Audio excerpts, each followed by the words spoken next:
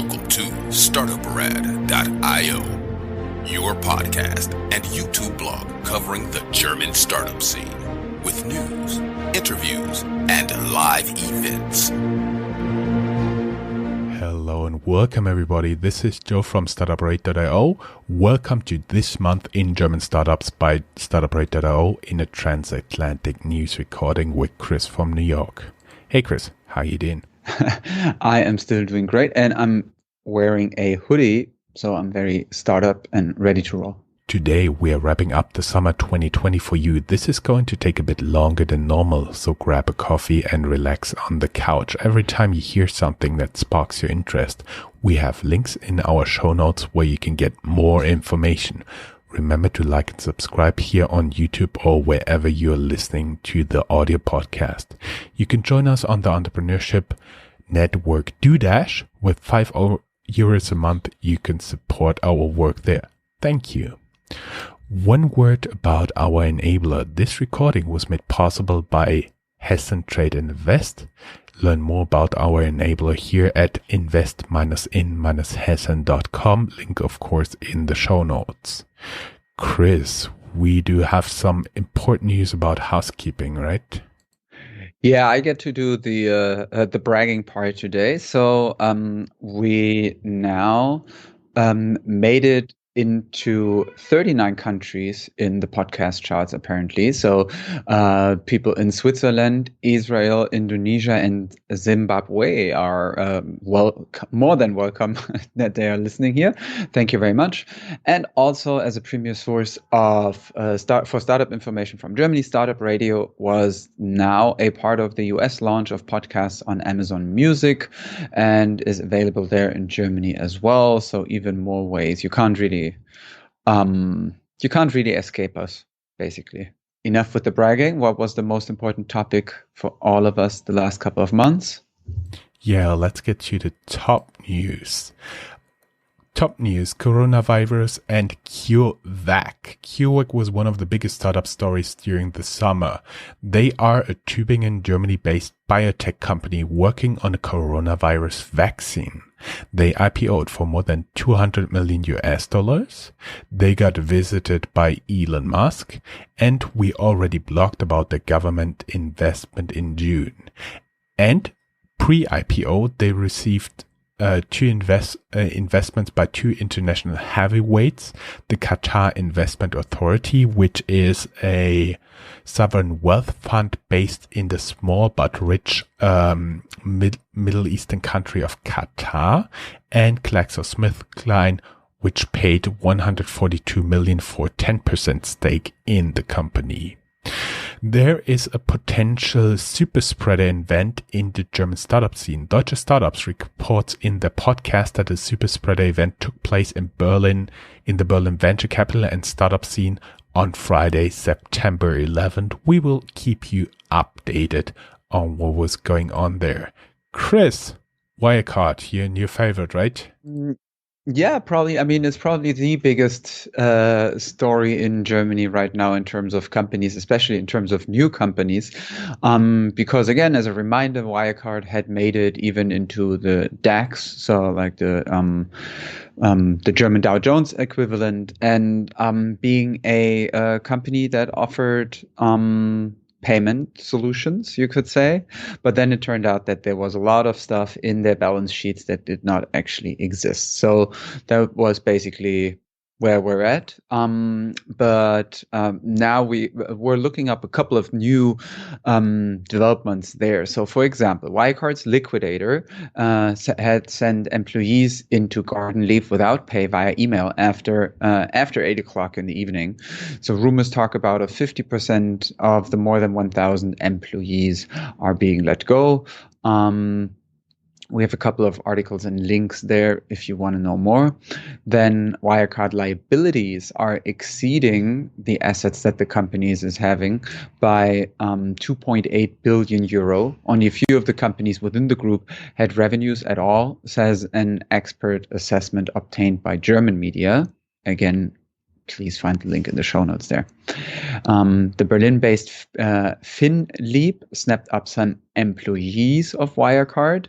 FinLeap starts new Unite FinLeap Forward, the new unit, FinLeap Forward, with former Wirecard employees to help banks, insurers, and small and medium-sized SMEs with their digital transformation. They hired a team of 6 employees of the Wirecard Innovation Labs to help banks and insurance companies. So we also have Berlin-based data startup SO1, which was bought shortly before the accounting scandal by Wirecard, and now their founders have bought assets back. But we also learned that more than 100 potential bidders lined up to acquire parts of Wirecard. So there's also some development there. Basically, the main discussion is still whether the German Finance Supervisory Committee BaFin has made mistakes, or whether probably Ernst & Young, EY, wasn't really paying attention in their oversight. But BaFin also now reported that they are suspecting insider trading before denial of attestation to a Munich prosecutor.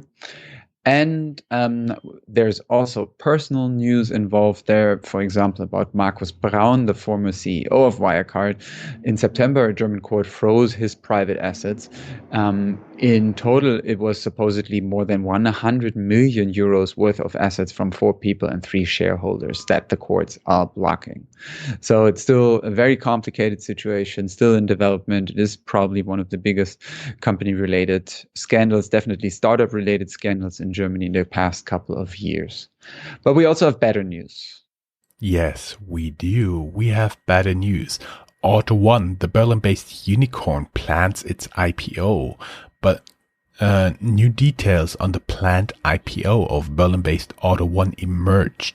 They hired Citi, meaning Citibank, and Goldman, meaning Goldman Sachs, for the IPO, looking at a valuation of 5 billion euros. They are also looking to IPO in Frankfurt. When they're good news, they're bad news. Germany's formerly most valuable fintech has to file for insolvency. Monedo Holding, formerly Creditech, and at the time Germany's most valuable fintech, has been in trouble for some time now, but they had to file for insolvency proceedings at the beginning of September. Chris, you know a lot about the ecosystem, right?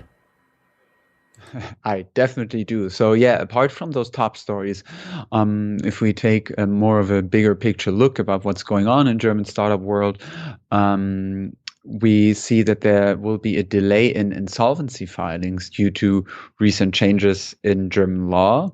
This will lead to a much later realization of insolvency. It also has to do with COVID. We may start to see the first impact only in the first quarter of 2021. Until then, you can learn more about the changes on our own website. It is basically due to some rules that the German government came up in order to support companies during the pandemic. Then Germany was named the best European countries for startups in the second year running by The Local. 5 reasons why Germany is the best country for startups came up in the Next Web. They are saying Germany has a network of digital hubs. They are saying they're great in collaboration. There's good access to industry leaders. Germany is leading in deep tech solutions, and there is a lot of government support. And if we're moving on from the ecosystem to the different hubs, let's take a closer look at some of the cities where the action is happening. Talking about hubs. Note, the order of news and cities is only due to the time when we discovered the news rather than anything else. Talking about Frankfurt. Chris is smiling in my ear here. I can hear you. Frankfurt, Startup Genome, Global Startup Ecosystem Report. Top 7 cities keep their ranking in 2020, but new players are on the rise. You could find the links here. Some highlights: Frankfurt makes top 20 knowledge and top 30 in funding. Berlin making number 16 overall. The Swiss cities of Bern and Geneva are also doing well as the German city of Munich. Different news. Deutsche Bank buys stake in Frankfurt-based supply chain finance and fintech TraxPay. No further deal details like the price have been disclosed. The German business magazine Capital tested 34 robo-advisors. Out of those, 3 Frankfurt-based made it in the top group, all offspring of traditional asset managers or private banks like Visualvest, Seedin, and Bivester. Interesting names. The Business Insider ranking, top 100 fastest growing companies in Germany. From the Frankfurt area, we have Störtebeker Shaving Accessories. Störtebeker was a legendary buccaneer from Germany in the North Sea, I do believe, Chris? Yeah, Chris is nodding. You cannot see or hear him, but Chris is nodding. Champ Square, We Win, and MeshCloud. And of course, we do have several interviews with Christina, one of the founders of MeshCloud, on our website. Find the link below here. Then there's additional good news. Frankfurt's fintech Agora Innovation with its IV1 platform has brought Stock Corporation to the blockchain for the first time in the European Economic Area. Related to that, we also have an interview on the upcoming law for the tokenization of securities, which is expected to take effect Q1 2021, most likely January. You will have the link in the show notes here. It's with one of the professors. He's a specialist working on this law as well. Then there's the last news from Frankfurt. Brockhaus Capital Management, IPOs in Frankfurt and Prime Standard. They raised 115 million euros to invest in mid-sized tech companies. Another city from the Rhine-Main area, Darmstadt. Boston Dynamics, Merck, and the Darmstadt-based robotics software company Energy Robotics cooperate successfully on an autonomous inspection robot, is the press news. And of course, you can learn more about the startup Energy Robotics on our interview. Then there is the city of Stuttgart, where Chris has been living, so I hand over to him. Yes, those were the days before moving to New York. So Stuttgart, of course, famous for cars.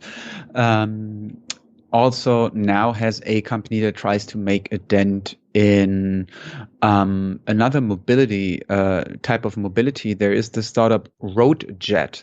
Roadjet offers luxury long-distance bus connections, and they now made their splash by saying that their luxury bus connections would cost the price of a second-class ticket of Deutsche Bahn, Germany's rail operator. Going to the northwest of Stuttgart, there's Bonn, the former capital, where Goldman Sachs invests the majority of new 70.5 million euros venture capital in the Bonn-based IT startup Linux, a company that provides cloud-based solutions for Bosch, Volkswagen, consultancies, and others. Also related to this, Goldman Sachs inside partners DTCP, Capnemic Ventures, and Iris Capital are other investors there. Their total now is at 120 million US dollars. Munich, back to the southeast of Bonn and to the east of Stuttgart. There's a Munich-based, the number 2, TRDE, to trade, I guess, a competitor of Berlin's Auto One. They raised a small number of 2.5 million euros with the Israel-based VC Manif Mobility as lead investor. Back to Baden-Württemberg, Bruchsal, a city with a population of less than 45,000 people now, is in German headlines because there is the headquarters of the startup Volocopter, which now started accepting reservations for electric air taxi flights. A topic that curiously was put on the backbench to Corona in a way. I always thought, like, oh my God, how is Corona going to affect the air taxis? going to the bigger companies, to the bigger cities. Hamburg-based Paket Butler, a rental box working as a mailbox for parcels, is shut down. Service will stop operations at the end of September. And back to Trier, also a small city, and which appears here for the first time. So let us give you a brief overview. It's a very old city founded by the Romans, and it's famous for their still standing Black City Gate, called, the Latin-speaking population of our listeners will know, the Porta Nigra, which means Black Gate. It is a city of approximately 115,000 people, close to the border of Luxembourg. And there, two local banks invested 3.5 million euros in LiveEye, a local startup providing video surveillance. And last city, Mannheim, also Baden-Württemberg, bit north of Stuttgart. Their hub, I guess you could say, or startup culture ecosystem called Startup Mannheim organization. There you go. Organization was rebranded to Next Mannheim, and we have been invited. So Jörn, not me, I'm sitting in New York. Don't get invited to Mannheim. You will hear more about them in the future. Up until then, you can learn more about them at next-mannheim.de and then /en if you want to read the English language information. That's it with the cities. Moving on to even more news about companies. Companies sounds like my turn again. We interviewed Berlin-based challenger bank Bitwala in April. Now they are offering 2% interest rate on savings accounts when other banks are asking for money to hold savings, is the press release. And of course, below that, you can find our interview. Deutsche Bank, mentioning number 2. Deutsche Bank gets double hit in digital strategy. Number 1, they shut down their investment, the virtual wallet startup Unar. Same problem as with Chris. The normal startup names are out. I just remember to trade to whatever. Zeitgold, the accounting software, pivots. Related to the article, Zeitgold's main product was shut down despite having raised 27 million euro venture capital. For outsiders, a surprise, but there is an article speaking about absolute chaos before the decision. Frankfurt-listed tech company TeamViewer buys Bremen-based data classes startup UbiMax for 136 million euros, of which 86 are in cash. Let's talk bonds. Delivery Hero wants to raise 1.5 billion euros with a convertible note, and Zalando sells bonds worth 1 billion euro. Strange names. Hedo Sofia from London has been one of the most important investors in the German fintech scene. Now, Finance Forward revealed Michael Bloomberg being one of the investors behind the investment company. Berlin-based travel tech Omio raises 84 million euros. Investors include Temasek, Curevac, Goldman Sachs, and Kleiner Perkins. Henkel buys 75% of beauty product brand Hello Body. Henkel produces many household names in Germany, from washing powder Persil to Glue, Patex Prit, to detergents Pril, Biff, and even wallpaper paste. Metulan. I see the thing with the name is not only a problem of startups. Finance Forward takes a look into Genevic's report and looks at the impact of the fintech valuation using discounted cash flow. If you want to know more about it, go down here in the show notes. Deposit Solution is valued at 450 million euros, and Deutsche Bank invested in September for 1 billion euros, and Betterment valued at 666 million euros, which would be a drop of 100 million euros. Last but not least, news for me, Siemens to cooperate with Berlin-based fintech Raisin on pensions. Find the interview with the founder of Raisin, of course, exclusively by us here. Whew, you have heard enough from me, and now let's hand over to Chris to do the rest of the company news. Sure. Another laundry list of companies, for example, a Berlin-based Sequoia investment. The travel tech startup Tourlane is in trouble, but its founder is optimistic. He says that 80% of his clients are booking long-distance trips. They're back to 20 to 30% of pre-corona business, they are saying. Then there's Freeletics, which raised 25 million euros in venture capital to extend its offering to Japan, North and South America. The press speculates that there is additional sports like yoga or running for the app, which basically offers individualized coaching for athletes. Delivery Hero picks up Global's Latin American operations for $272 million in the latest food delivery consolidation. More about that on TechCrunch. And we have the Berlin-based startup Sender, which is Sen with a double N, which has bought a chunk of Uber. A quote there is Berlin-based startup Sender has acquired Uber's European freight business in an all-stock transaction that will see the freight forwarder extend its dominance in the European market. As part of the transaction, Sender will become a minority shareholder in Uber, and the companies have agreed to a customer referral program where Sender will refer US freight customers to Uber and vice versa. Rocket Internet published its half-year report. 9 startups were shut down. 5 new ones came up. Startup equity valuation took a 85 million hit. And Rocket Internet Capital Partners VC fund spent only 15% of its money so far.